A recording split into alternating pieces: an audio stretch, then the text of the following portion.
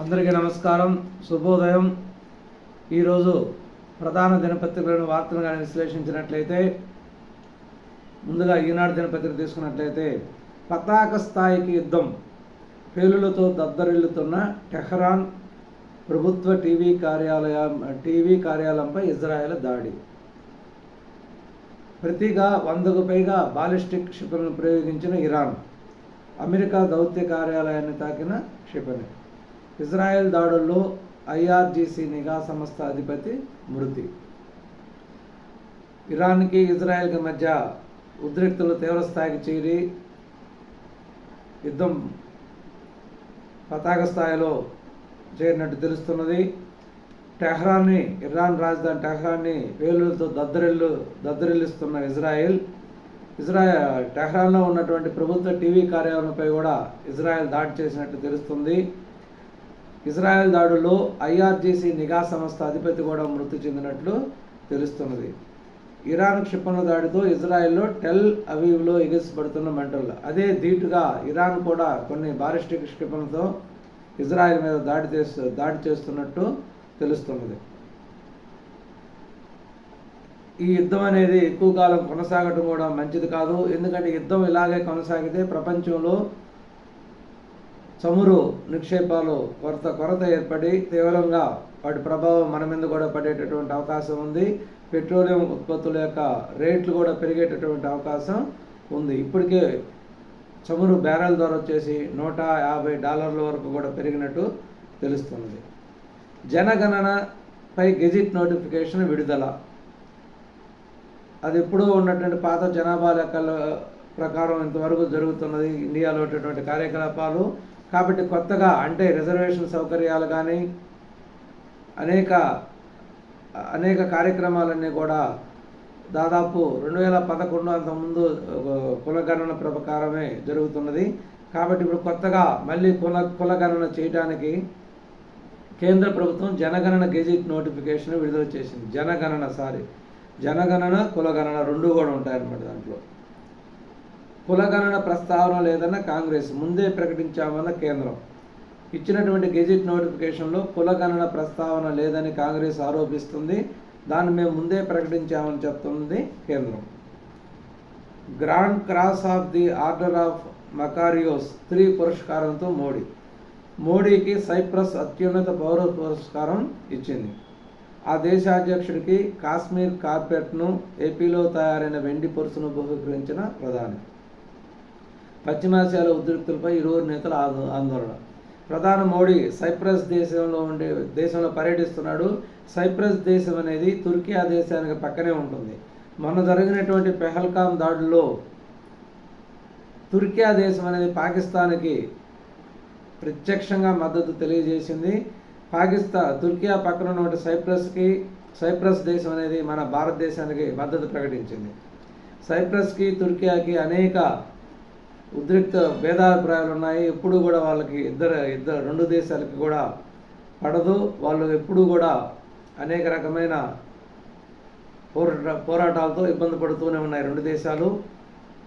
ఇప్పుడు ఈ సైప్రస్ దేశంలో భారత ప్రధాని పర్యటించడం వాళ్ళకు కూడా ఇబ్బందికరమైన విషయమే. అంటే తుర్కియా దేశానికి కానీ పాకిస్తాన్కి కానీ. విజయవాడలో ఆర్బీఐ ప్రాంతీయ కార్యాలయం ప్రారంభం. ఎట్టకేలకు ఆర్బీఐ ప్రాంతీయ కార్యాలయం విజయవాడలో నిన్న ప్రారంభించడం జరిగింది. కేంద్ర మంత్రి పీయూష్ గోయల్ హెలికాప్టర్లో సాంకేతిక సమస్య. మరమ్మతులు చేసినా కనిపించిన ఫలితం. శ్రీ సిటీ కృష్ణపట్నం పోర్టు పర్యటన రద్దు. నిన్న కేంద్ర మంత్రి పీయూష్ గోయల్ మన కృష్ణపట్నం పోర్టుని, శ్రీ సిటీని పర్యటించాల్సి ఉంది. కానీ హెలికాప్టర్లో సాంకేతిక సమస్య ఏర్పడి మరమ్మతులు గురి కావడం వల్ల ఈ 2 పర్యటనలు కూడా రద్దు అవ్వడం జరిగింది. ఎంపీ మిథున్ రెడ్డిది ముఖ్య పాత్ర. మద్యం విధానం రూపకల్పన అమలులో ఆయనే కీలకం. ముడుపులిచ్చిన కంపెనీలకు మాత్రమే మద్యం ఆర్డర్లు. 5 కోట్లు పిఎల్ఆర్ ప్రాజెక్టుకు చేరింది. ఆ కంపెనీలో 100% షేర్లు వైకాపా ఎంపీ కుటుంబానివి. మద్యం కుంభకోణంతో ప్రభుత్వ ఖజానాకు 3,500 కోట్ల నష్టం. హైకోర్టులో వాదనలు వినిపించిన సిఐడి తరపు సీనియర్ న్యాయవాది సిద్ధార్థ లోధ్రా. ఎంపీ మిథున్ రెడ్డి అంటే సుప్రీంకోర్టులో బెయిల్ పిటిషన్లో చొక్కెదురై వాళ్ళు హైకోర్టుకు పొమ్మని చెప్పగా తిరిగి హైకోర్టులో ముందస్తు బెయిల్ పిటిషన్ వేయటం జరిగింది. ఈ ముందస్తు బెయిల్ పిటిషన్లో నిన్న హైకోర్టులో వాదోపవాదాలు జరిగాయి. ఈ మద్యం విధానం రూపకల్పన చేసింది, అది అమలుపరిచింది పూర్తిగా ఇందులో కీలకమైన వ్యక్తి మిథున్ రెడ్డేను. ఈ మద్యం ముడుపులు ఎవరైతే ఇచ్చారో ఆ కంపెనీలకే ఎక్కువ ఆర్డర్లు ఇవ్వడం జరిగింది. వీళ్ళ సొంత కంపెనీ 100% వాటా ఉన్నటువంటి కంపెనీ పిఎల్ఆర్ ప్రాజెక్ట్స్లోకి 5 కోట్ల ముడుపులు దీనికి సంబంధించి చేరాయి. మద్యం కుంభకోణంతో ప్రభుత్వ ఖజానాకు టోటల్గా 3,500 కోట్ల రూపాయల నష్టం జరిగిందని చెప్పి సిఐడి తరపు న్యాయవాది హైకోర్టులో వాదించడం జరిగింది. కోర్టు తీర్పు అనేది వాయిదా వేయటం జరిగింది. అంటే వాదనలంగా కొనసాగేటటువంటి అవకాశం కూడా ఉంది. 67,000 మంది ఉపాధ్యాయులు బదిలీ, 4,000 మంది పైగా పదోన్నతులు, మెగా డిఎస్సి టీచర్లు వచ్చేదాకా కొందరు పాత స్థానాల్లోనే ముగిసిన బదిలీల ప్రక్రియ. టోటల్గా 67,000 మంది ఉపాధ్యాయుని రాష్ట్రంలో బదిలీ చేయడం జరిగింది. ఈ బదిలీలలో 4,000 మంది పైగా పదోన్నతులు రావడం జరిగింది. టీచర్లు బదిలీ అయినప్పటికీ మెగా డిఎస్సి రిజల్ట్స్ వచ్చి వాళ్ళు అపాయింట్మెంట్ తీసుకునే దాకా కూడా ఎక్కడైతే స్థానాలు ఖాళీగా ఉన్నాయో అక్కడ పాత బదిలీ అయిన వాళ్ళే కొనసాగేటటువంటి అవకాశం ఉంది. కొనసాగాలని కూడా ప్రభుత్వం చెప్పినట్టు తెలుస్తున్నది. ఆన్లైన్లో సేవల కోసం మధ్యవర్తుల సాయం వద్దు, చందాదారులకు ఈపీఎఫ్ఓ సూచన. ఆన్లైన్లో సేవలను మీరు ఈ ఈపీఎఫ్ఓ సంబంధించిన సేవలు కోసం ఎటువంటి మధ్యవర్తులను సంప్రదించవద్దు. మీరు ఏదైనా నేరుగా ఆఫీస్కి వచ్చే కనుక్కోండి, ఆఫీస్కి వచ్చి తెలుసుకోండి అని చెప్పడం జరిగింది. గేమ్ చేంజర్గా యోగా, ఆరోగ్య రంగంలో గేమ్ చేంజర్గా యోగా. అనారోగ్యాన్ని దరి చేరనివ్వదు, ఆసుపత్రి ఖర్చులుండవు. జూన్ 21న ప్రతి ఇంట్లో సాధన జరగాలి. ప్రధాని మోడీ ఆలోచనను భవిష్యత్తు తరాలకు అందించాలి. యోగాంధ్రపై విశాఖలో సీఎం చంద్రబాబు సమీక్ష. ఈ యోగా అనేది గేమ్ చేంజర్గా ఉపయోగపడుతుంది. అంటే హెల్త్ పరంగా ఆరోగ్య రంగంలో ఇది ఒక గేమ్ చేంజర్గా చెప్పుకోవచ్చు. ప్రతినిత్యం యోగా చేసేవాడికి అనారోగ్యం దరి చేరనీయదు, ఆసుపత్రి ఖర్చులు కూడా ఉండవు. జూన్ 21న యోగా డే సందర్భంగా ప్రతి ఇంట్లో కూడా సాధన జరగాలి. ప్రధాని మోడీ ఆలోచనను భవిష్యత్తు తరాలకు అందించాలి. యోగాంధ్రపై విశాఖలో సీఎం చంద్రబాబు సమీక్ష చేయడం జరిగింది. రేపు 21వ తేదీ యోగా డే సందర్భంగా ప్రధానమంత్రి కూడా విశాఖపట్నం వస్తున్నారు.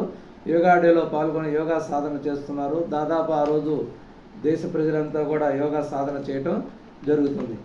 ఇది మాత్రం వాస్తవం. యోగా అనేది ఒక ఆరోగ్యపరంగా గేమ్ చేంజర్ అని చెప్పుకోవచ్చు.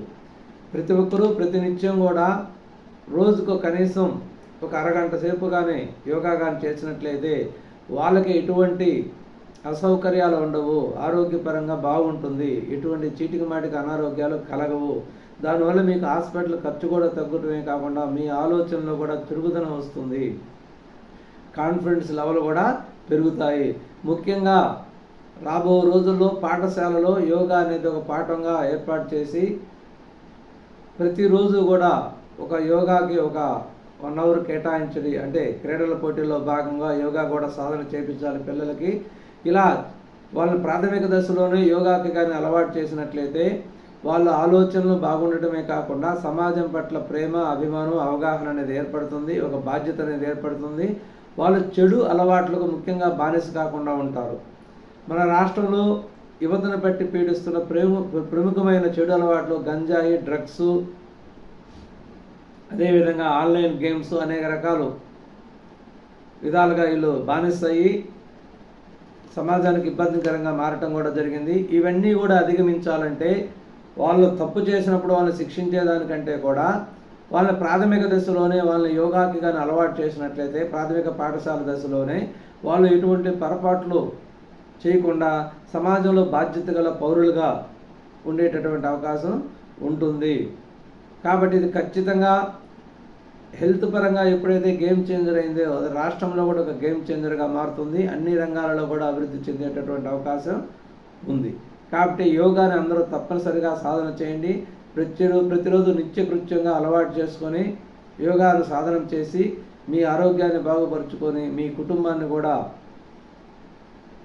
కుటుంబాన్ని కూడా అభివృద్ధి పరుచుకోండి. ఇది మేము ఇచ్చేటటువంటి సలహా ఇది ఒక గేమ్ చేంజర్గా మారుతుందనేది చాలా వాస్తవం.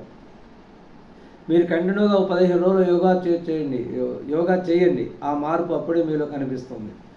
ఖచ్చితంగా మార్పు కనిపిస్తూ ఉంటుంది. కాబట్టి ఇది నా విజ్ఞప్తి. కరువు సీమకు పచ్చని తోరణాలు. ఈ విధానంలో తక్కువ విస్తీర్ణంలోనే దట్టంగా పచ్చదనం.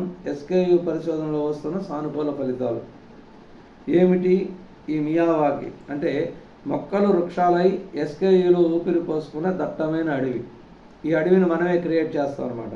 జపాన్కు చెందిన అకీరా మియావాకి 1970 ప్రాంతంలో ఆ దేశంలోని బంజర్లు బీడు భూముల్లో పచ్చదనం పెంపొందించేందుకు ఈ విధానాన్ని ప్రారంభించారు.